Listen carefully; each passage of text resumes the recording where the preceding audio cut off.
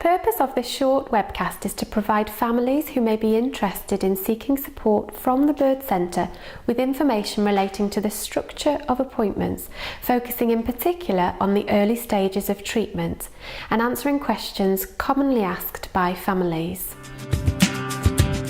Thinking back to your first appointment at Bird, could you briefly describe the process in your own words?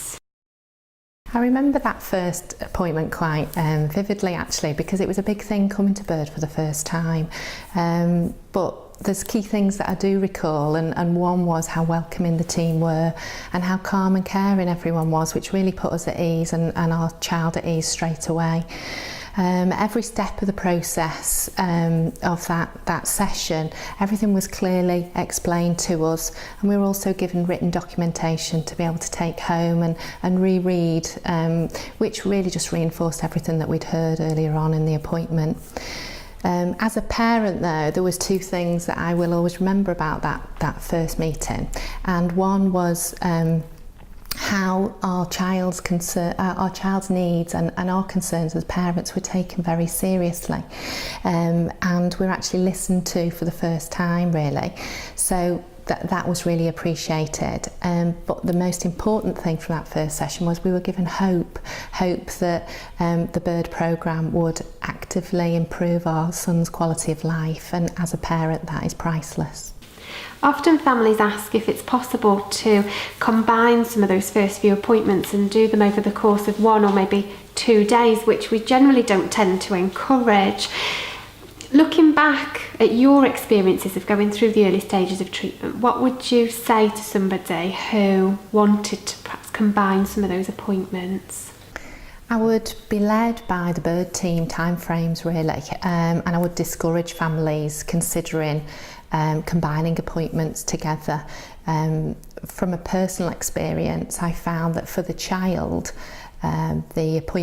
each appointment is quite lengthy. It can approximately be up to 2 hours. So the child does become tired, and it is also tiring for the family. So that can affect the quality of the experience. Often families ask if it's possible to bypass the assessment process and come for a standalone appointment to learn the exercises. But at Bird we believe that both the assessment process and the report reading appointment are both a vital stage of treatment. Would you agree with that? I would, Sarah. Each appointment is very different as well, and there's reasons for each appointment to be separate. Having gone through the process, the initial full assessment, I don't think you could bypass that at all. That really acts as like a baseline for the whole programme then to be measured against. So progress of how successful the programme is all really compared against those figures and the percentage that you get at that first assessment. So definitely that needs to stand, and I would say that to any parent it's valuable that is a fundamental step.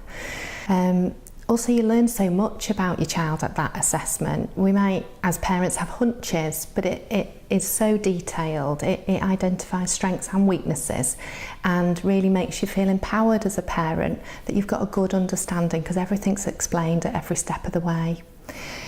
With regards to the report reading session, that again is really useful because it gives you time to absorb the information. You get the written documentation as well, and that can be useful to go away and reflect on what you've been told and what you've discovered, but also you can then use that and share it if you felt that was appropriate with school or with other professionals. So both are key in the programme, and it's an investment in time for the family to be committed to that and to start the partnership with Bird.